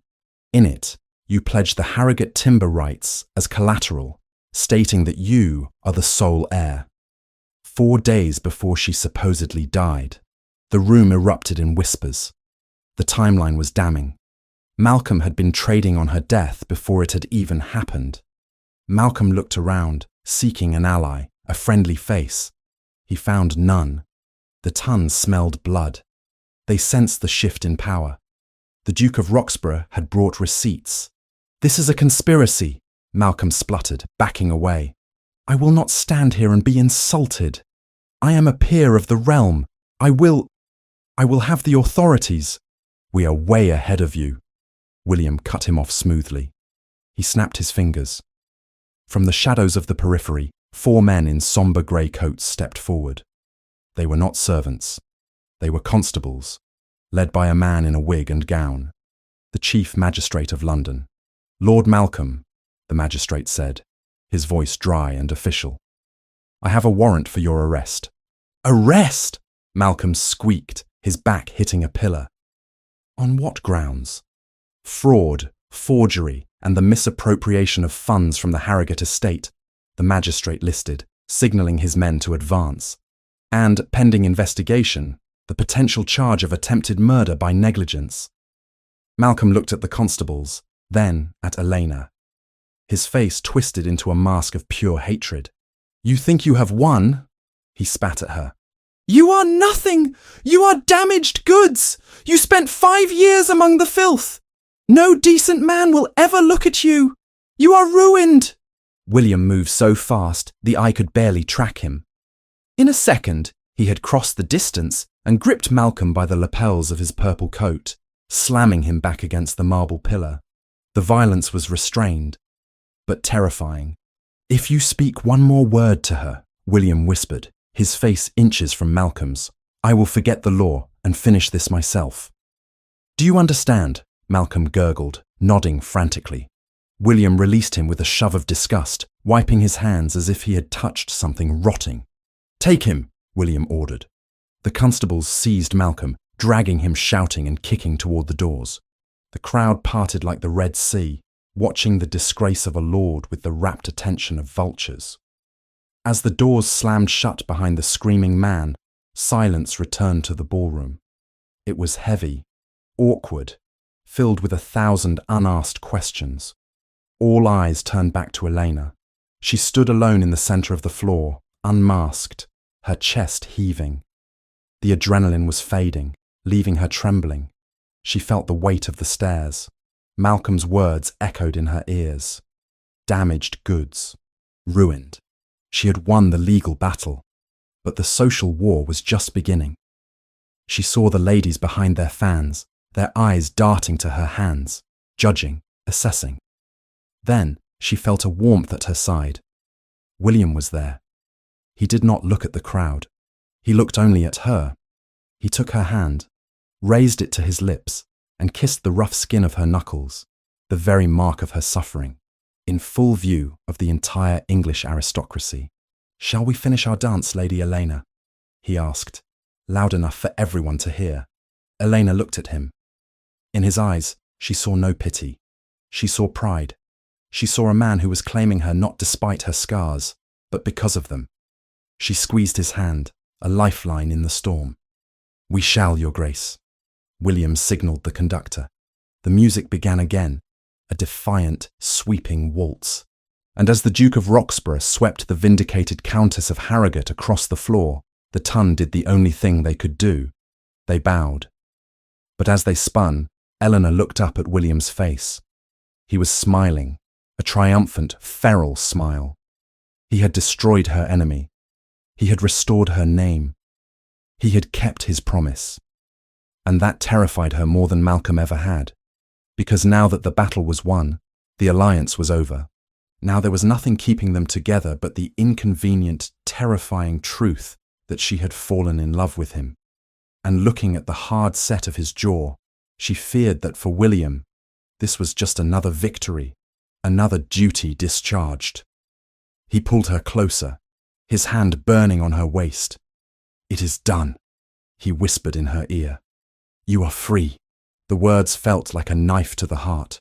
Free. That meant goodbye. Elena closed her eyes, letting the music wash over her, trying to memorize the feel of his arms around her. She would dance with him tonight. She would let the world see her triumph. And tomorrow, she would have to figure out how to leave the man who had just saved her life without breaking her own heart. 3 days later, William's solicitors pushed for an expedited hearing. Too much money and too many forged papers were already in motion. The chambers of the Chief Magistrate of London smelled of ink, sealing wax, and the damp wool of men who spent too much time in unventilated rooms. It was a dry, colourless place, lined with shelves of leather-bound statutes that seemed to absorb the light from the high, grime-streaked windows. It was a place where passions were reduced to paperwork and lives were dismantled by the scratch of a quill. For Elena, seated on a hard wooden chair, with her hands folded tightly in her lap, the room felt like a purgatory. William stood beside her, his presence filling the austere space. He had not sat down since they arrived. He stood with one hand resting on the back of her chair, a silent sentinel, while across the heavy oak desk, the magistrate, Sir Thomas Sterling, no relation, as William had dryly noted earlier, adjusted his spectacles. In the corner of the room, flanked by 2 constables, stood Lord Malcolm. The arrogance that had fueled his outburst at the ball had evaporated, replaced by a twitching, sweaty desperation. His cravat was undone, his velvet coat rumpled, and his eyes darted around the room like a trapped animal looking for a bolt hole that did not exist. "Let us review the timeline," Sir Thomas said, his voice dry as parchment. He picked up a document from the stack in front of him. "According to the affidavit sworn by you, Lord Malcolm, your cousin Lady Elena succumbed to typhus on the 14th of October, 1840. Is that correct?" "It was a chaotic time," Malcolm stammered, wiping sweat from his upper lip. "The fever was rampant. Servants were dying. Records were misplaced." "Misplaced," the magistrate repeated without inflection. He picked up another paper. "And yet, on the 10th of October, 4 days before her alleged demise, you signed this promissory note to a Mr. Silas Vane, a known moneylender in Bath. In this note, you pledged the timber rights of the Harrogate estate as collateral." William stepped forward, his voice cutting through the room like a blade. "Read the clause at the bottom, Sir Thomas, if you would be so kind." The magistrate peered at the document. It states, "I, Malcolm Ross, being the sole living heir to the Harrogate title and lands, do hereby pledge." Sir Thomas lowered the paper and looked over his spectacles at Malcolm. "You declared yourself the heir 4 days before the owner of the title was dead. That is not chaos, my lord. That is premeditation." "I knew she was ill," Malcolm cried, his voice shrill. "She was weak. I was merely preparing for the inevitable. Is it a crime to be pragmatic?" "It is a crime to forge a death certificate," William said, throwing a third document onto the desk. It landed with a heavy slap that made Malcolm flinch. "I have here a sworn statement from Dr. Arbuthnot. The good doctor was quite eager to speak with my solicitors once he realised he was facing an accessory charge. He admits you paid him £50 to sign a blank certificate. He never saw a body. He never saw a patient. The silence that followed was absolute. The ticking of the grandfather clock in the corner sounded like hammer blows. Elena watched her cousin, the man who had terrified her for 5 years, crumble before her eyes. He didn't look like a monster anymore. He looked small, pathetic, and entirely defeated. "It was the debts," Malcolm whispered, his shoulders slumping. "The old Earl. He left nothing liquid, only land. I couldn't sell the land while she was alive. I needed the money. They were going to break my legs." "So you decided to destroy her life to save your own knees," Elena said. Her voice was quiet, but it carried a weight of authority that surprised even her. She stood up, the rustle of her silk skirts the only sound in the room. She walked toward him, stopping just out of reach. "You didn't just steal my money, Malcolm. You stole my name. You stole my father's memory. You buried an empty box and let me starve in the streets. I thought you would marry. Malcolm spat back, a flash of his old malice returning. I arranged a match. If you hadn't been so stubborn, if you hadn't run away like a fool, none of this would have happened. You could have been a baroness. And you would have sold me just as you sold the timber. Eleanor replied coldly. She turned to the magistrate. I have heard enough, Sir Thomas. Does the Crown require anything else from me? No, Lady Eleanor, the magistrate said, signing a fresh piece of parchment with a flourish. The evidence is overwhelming. The court recognises you as the rightful Countess of Harrogate. All transactions made by Lord Malcolm are hereby null and void. The estate is yours. He gestured to the constables. Take him to Newgate. As the guards stepped forward, the reality of his situation finally hit Malcolm. The bluster vanished, replaced by sheer terror. No, you can't. I am a peer, he shrieked as they grabbed his arms. He looked wildly at William. Roxburgh, you can't let them do this. We are men of the world. You understand debts. Help me. William looked at him with an expression of utter disdain. I understand honour, Malcolm, something you clearly know nothing about. Get him out of my sight. Elena, Malcolm screamed as they dragged him toward the door. Elena, have mercy. We are family. Blood is thicker than water. Elena! His screams echoed down the hallway long after the heavy door slammed shut. Eleanor stood trembling in the centre of the room. It was over. The shadow that had darkened her life for half a decade was gone. She waited for the relief to wash over her, for the joy of victory. But all she felt was a sudden, crushing exhaustion. The adrenaline that had sustained her through the ball and the confrontation drained away, leaving her knees weak. She felt a hand on her elbow. William was there, solid and steady. It is finished, he said softly. Yes, Eleanor breathed. It is finished. Come, William said, guiding her toward the exit. The carriage is waiting. Let us go home. The ride back to Grosvenor Square was silent. The fog outside had thickened, turning the streets of London into a grey blur. Inside the carriage, the air was heavy with unspoken words. William sat opposite her, his gaze fixed on the passing gas lamps. He looked like a man who had just won a war but lost his soul. His jaw was set in a hard line, and his hands were clenched on his knees. Eleanor watched him, her heart aching.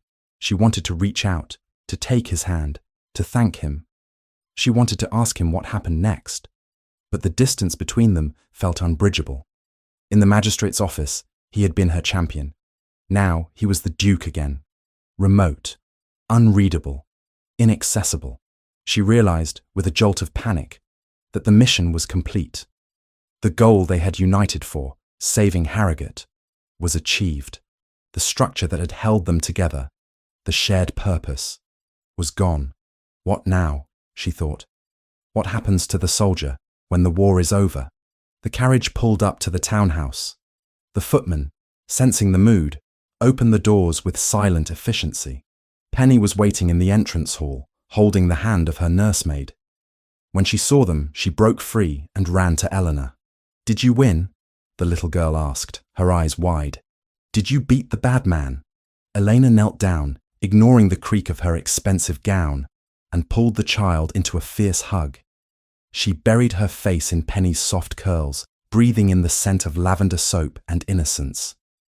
Yes, sweetling, Elena whispered, her voice thick with tears. The bad man is gone. He will never hurt us again. William stood by the door, watching them. The sight of Elena embracing his niece, the two people he loved most in the world, felt like a physical blow. It was a picture of the life he wanted, the life he craved with a hunger that terrified him. But looking at Elena, now legally a countess, wealthy, vindicated and powerful, he felt a cold stone settle in his stomach. She had stayed with him because she had nowhere else to go. She had endured his charity because she was a fugitive. Now she was a peeress. She didn't need his protection. She didn't need his money. And if he asked her to stay now, if he spoke of love while she was still under his roof, indebted to him for her salvation, would she ever truly be free? He remembered her words in the dressing room. A peeress does not live under the roof of an unmarried duke. She was right. If he tried to keep her now, he would be no better than Malcolm, using his power to bind her to him. Honor demanded that he release her. He had to open the cage door. If she flew away, it would break him. But if he kept the door locked, he would break her. "Penny," William said, his voice sounding harsh to his own ears. "Go upstairs with Nanny. Lady Elena and I have business to discuss." "But I want to hear the story," Penny protested. "Now, Penny," William commanded. The child pouted but obeyed, trudging up the stairs. Eleanor stood up slowly, smoothing her skirts. She looked at William, searching for the warmth she had seen in his eyes at the ball. It was gone. His face was a mask of marble. "In the library," he said. The library was cold. The fire had burned down to embers, and the shadows were long. William walked to his desk and began to organize the papers they had brought back from the magistrate, stacking them with precise mechanical movements. Elena stood by the fireplace, shivering slightly. The silence stretched until it became unbearable. "William," she said softly. He did not look up. "I have instructed my solicitors to begin the transfer of the deed immediately. The freeze on the timber sale remains in effect until you personally authorize it. The funds Malcolm stole, I have covered them." Elena blinked. You covered them. "Consider it a loan if your pride requires it," William said, still looking at the papers. "Or a gift. It does not matter. The point is, Harrogate is solvent. The townhouse in London is being opened for you. I have sent servants ahead to air out the rooms. You can move in as early as tomorrow." Eleanor felt as though the floor had dropped out from under her. He was making arrangements. He was moving her out. "Tomorrow?" she repeated, her voice faint. "There is no reason to delay," William said, finally looking up. His eyes were bleak, empty of the fire she had come to rely on. "You have your name back, Elena. You have your life back. You no longer need to hide in my guest room." "I see," Elena said. She wrapped her arms around herself, trying to hold the pieces of her heart together. "So I am to be dismissed, again." "Dismissed?" William flinched, a crack appearing in his armour. "Elena, look at yourself. You are the Countess of Harrogate. You are a woman of independent means. You are free." "Free," she echoed bitterly. "Everyone keeps using that word. Malcolm said I was ruined. You say I am free. Does anyone ever ask what I want?" "And what do you want?" William asked, his voice rising. "Do you want to stay here as a charity case? Do you want to be the subject of gossip, the Duke's pet project? I'm trying to give you your dignity, Elena." "My dignity?" Elena took a step toward him, her anger flaring. "You think dignity is what I care about? After I scrubbed floors for 5 years? You think I care what the ton whispers? You should care." William slammed his hand on the desk. "You have a future now. You can marry anyone you choose. You can have a life that isn't tainted by debt and gratitude and broken promises." "Is that what this is?" Elena asked, her voice trembling. "Gratitude? You think I am standing here because I am grateful, aren't you?" William challenged her, though the words tasted like ash. He was pushing her away, deliberately, cruelly, because he needed her to leave before he fell to his knees and begged her to stay. He needed her to walk away so he could be sure that if she ever came back, it was for him, not for the safety he provided. "I saved you. I restored you. It is natural to feel obligated. But I release you from that obligation, Eleanor. The debt is paid. You owe me nothing." Eleanor stared at him. She saw the tension in his shoulders, the white-knuckle grip he had on the desk. But she was too hurt to see the love behind the rejection. She heard only that she was a burden he was eager to set down. He had fulfilled his vow to her father. He had washed his hands of the duty. "I see," she said again, her voice turning cold. She drew herself up, summoning the last reserves of her pride. "You are right, Your Grace. It would be improper for me to impose upon your hospitality any longer. I have my own home now." She walked to the desk and picked up the stack of papers he had organized. Her hand brushed his, but this time there was no spark. only a vast, freezing distance. "I will make arrangements for Penny," Eleanor said stiffly. "I assume I will be permitted to visit her." "Of course," William said, turning his face away so she wouldn't see the anguish in his eyes. "She loves you, and I love you," he screamed in the silence of his mind. "I love you so much I am letting you go." "Goodbye, William," Eleanor said. She waited. 1 second. 2. She waited for him to stop her. She waited for him to say the words that had hovered between them for weeks. But William remained silent, staring at the dying fire. Eleanor turned and walked out of the library. She walked up the stairs to the Rose Suite, her head held high, while tears streamed silently down her face. She would pack tonight. She would leave at first light. She would not let him see her break.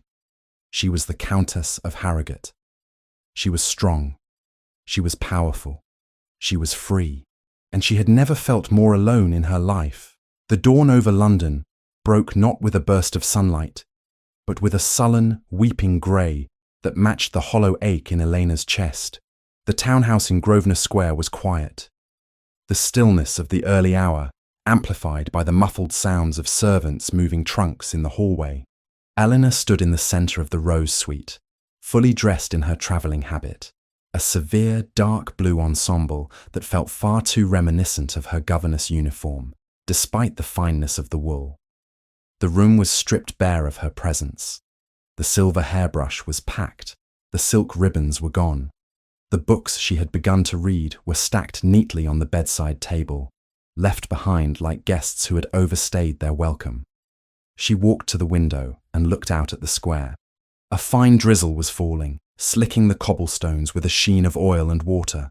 Her carriage, the Harrogate carriage, emblazoned with the crest she had fought so hard to reclaim, was waiting at the curb. It looked lonely. It looked like a hearse waiting to carry a corpse to the cemetery, not a noblewoman to her estate. A small knock at the door broke her reverie. "Come in," Elena said, her voice cracking slightly. The door creaked open, and Penny stood there. The child was still in her nightgown, clutching a ragged stuffed bear to her chest. Her eyes were red-rimmed, betraying a night of tears that no nursemaid could soothe. "You are really going?" Penny whispered, the question hanging in the air like an accusation. Elena crossed the room in 2 strides and dropped to her knees. She ignored the risk to her skirts, gathering the little girl into her arms. Penny felt small and fragile, vibrating with a suppressed sob that broke Eleanor's heart into fresh pieces. "I must, sweetling," Eleanor said, stroking the child's hair. "I have my own house now, just as you have yours." "But your house is far away," Penny argued, burying her face in Eleanor's shoulder. "Nanny says it takes 2 days to ride there. Who will read to me? Who will help me with the French verbs? Uncle William doesn't know French. He will hire the best tutor in England for you," Elena promised, forcing a smile she did not feel. "And I will write to you, every week. I will send you drawings of the garden at Harrogate, and you can write back and tell me which pony you are riding." "It won't be the same," Penny sniffed, pulling back to look at Eleanor with an intensity that belonged to an adult. "Uncle William is sad. He was pacing in the library all night. I heard him walking, back and forth, like a tiger in a cage." Elena's breath hitched.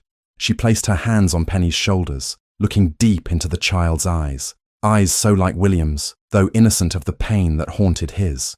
"Your uncle is a great man, Penny. He has done his duty. He has saved me. But now he needs to rest, and I need to go home." "But why can't this be your home?" The question was simple, logical, and devastating. It was the question Elena had asked herself 1,000 times since leaving the library the night before. "Because he does not want me," she wanted to scream. "Because he set me free when I wanted to be captured. Because some doors, once unlocked, can never be closed again," Elena said cryptically. "Be good, my love. Be brave. Remember the tree. You can climb higher than you think." She kissed Penny's forehead, a lingering seal of affection, and then stood up before her resolve could shatter completely. She turned away, picked up her gloves, and walked out of the room without looking back. If she looked back, she would never leave. Downstairs, the house was silent. William was nowhere to be seen. Eleanor told herself it was better this way. A clean break. No awkward platitudes, no polite handshakes that felt like burns. She walked past the footmen who bowed low, their faces solemn. They knew. Servants always knew when a heart was breaking in a house. The atmosphere changed, became brittle and cold. She stepped out into the rain. The chill air slapped her cheeks. The footman handed her into the carriage. The leather seat was cold. The door slammed shut with a finality that echoed in her bones. "To Harrogate Hall, my lady," the driver called down. "To Harrogate," Elena whispered. The whip cracked. The wheels turned. And Lady Eleanor, the victorious countess, the woman who had defeated a villain and reclaimed her birthright, sat alone in the dark and wept. Inside the library, William Sterling stood by the window, hidden behind the heavy velvet curtain. He watched the carriage pull away. He watched the wheels splash through the puddles, turning the corner and vanishing from sight. He felt as though someone had reached into his chest and ripped out his lungs. He couldn't breathe. The silence of the house, which he had once prized as order and safety, now roared in his ears. It was deafening.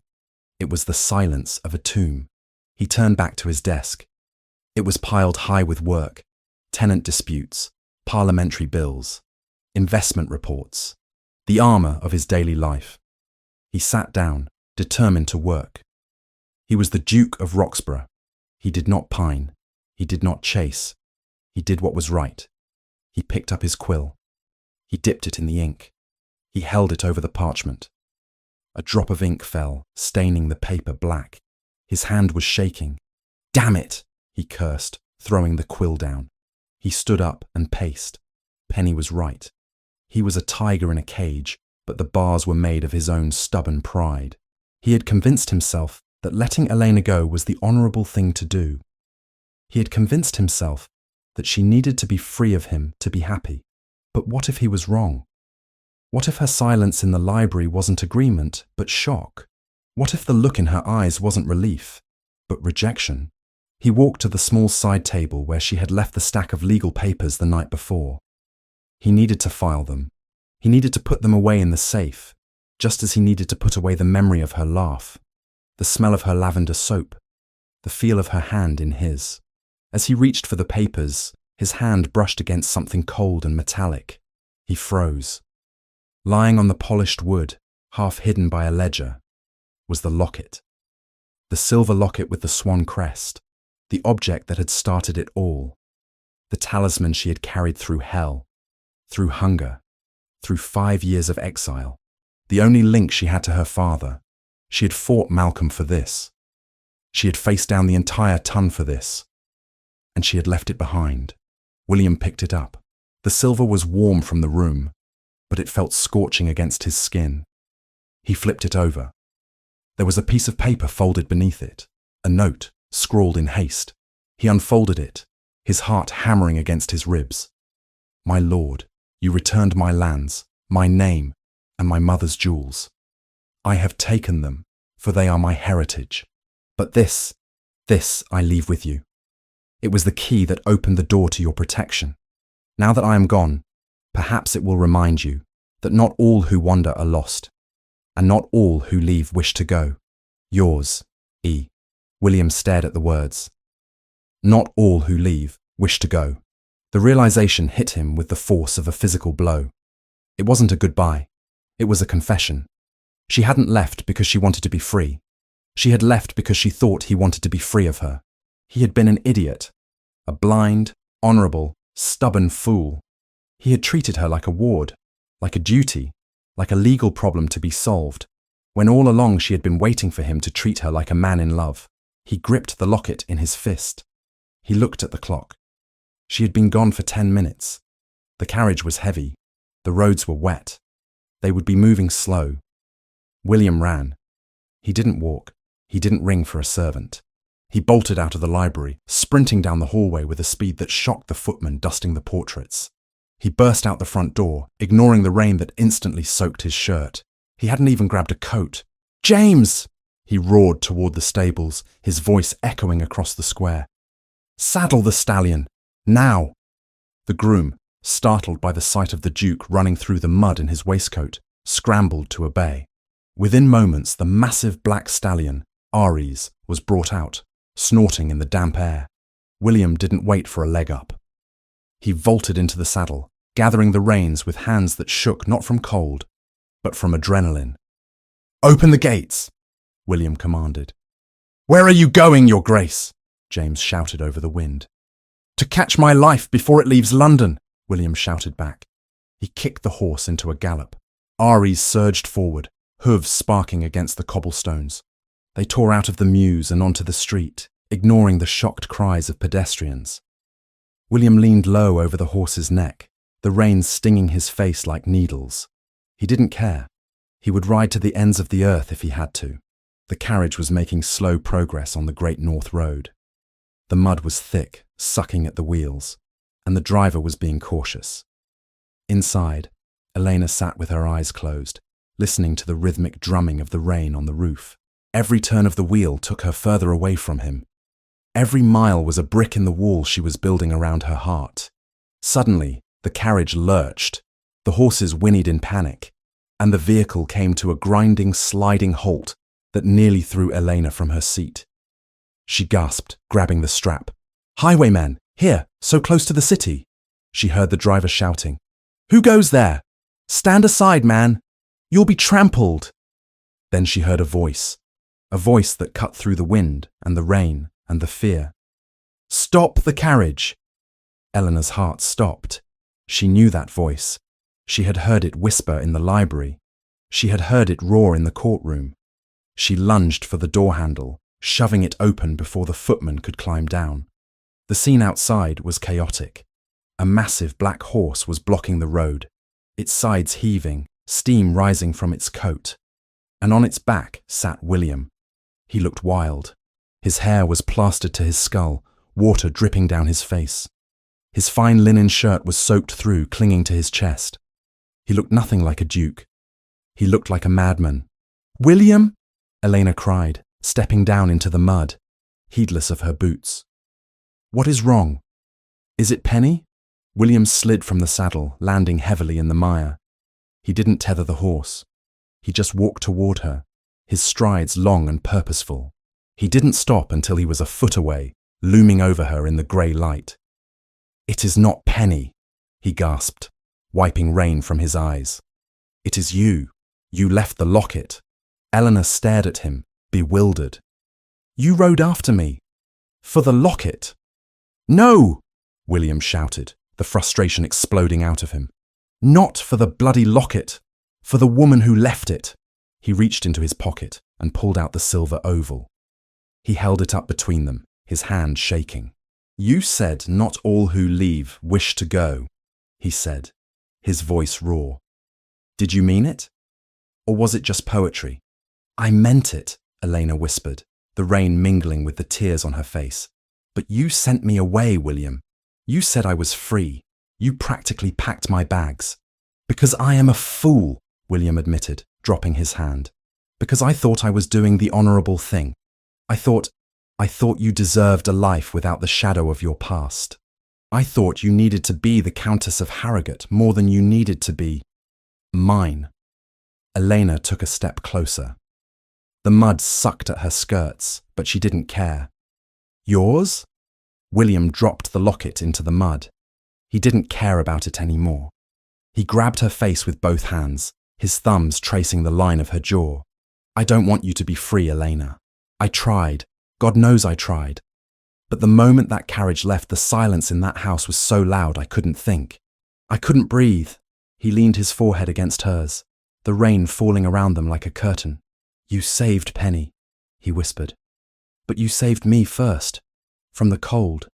From the loneliness. If you go to Harrogate, if you leave me, I will become the man I was before. And I cannot bear to be that man again. Not after knowing you." Elena brought her hands up to cover his. She felt the frantic beat of his pulse in his wrists. "I don't want to go to Harrogate," she confessed, her voice trembling. "It is a big, empty house. And it is too far from you. Then don't go, William pleaded. Come back. As what? Eleanor asked, needing to hear it. As your cousin? As your ward? As your neighbour? William pulled back slightly, looking deep into her eyes. The blue was no longer icy. It was a raging ocean. No, he said firmly. Never that. He dropped to one knee, right there in the mud of the Great North Road.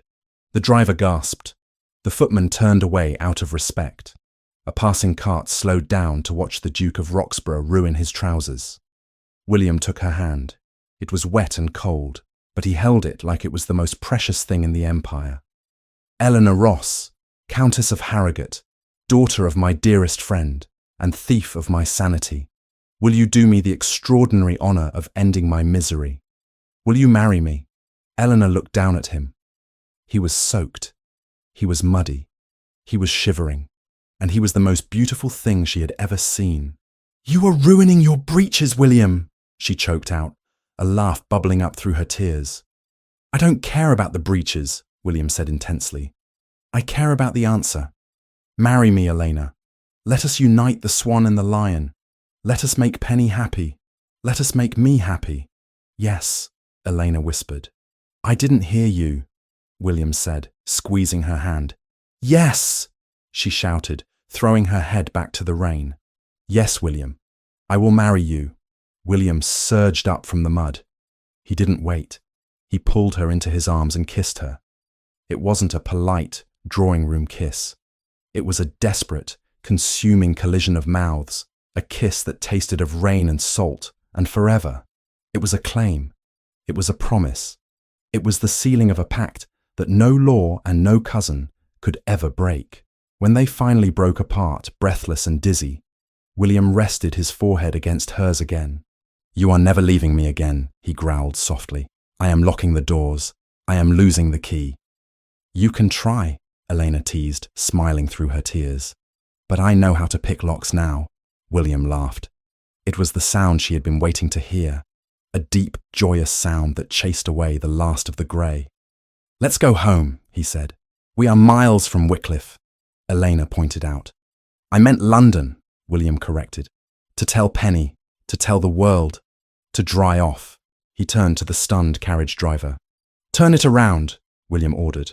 We are returning to Grosvenor Square. But your grace, the driver stammered. The mud, the horses. Turn it around, William roared, lifting Eleanor effortlessly into his arms. He didn't put her back in the carriage. He carried her to his stallion. He lifted her onto the saddle, sitting sideways, and then swung up behind her. It is improper. Eleanor laughed as he wrapped his arms around her waist, gathering the reins. It is necessary, William countered, kissing her neck. I am not letting you out of my reach. The carriage can follow with the trunks. We have a wedding to plan. He kicked the stallion into a trot. As they rode back toward the city, the rain began to stop. The clouds broke apart, revealing a sliver of pale, victorious blue sky. Eleanor leaned back against William's chest, feeling the steady beat of his heart against her back. She touched the spot where the locket used to hang, realizing she didn't need it anymore. She didn't need a token of the past. She had the future holding her tight. The Duke had fired the Governess. He had chased the fugitive. He had saved the damsel. But in the end, on a muddy road under a weeping sky, he had simply found his equal. And as they rode back through the gates of the townhouse, where a little girl was waiting with her nose pressed against the glass, Eleanor knew that for the first time in her life, she wasn't hiding. She wasn't running. She was exactly where she was meant to be. Home.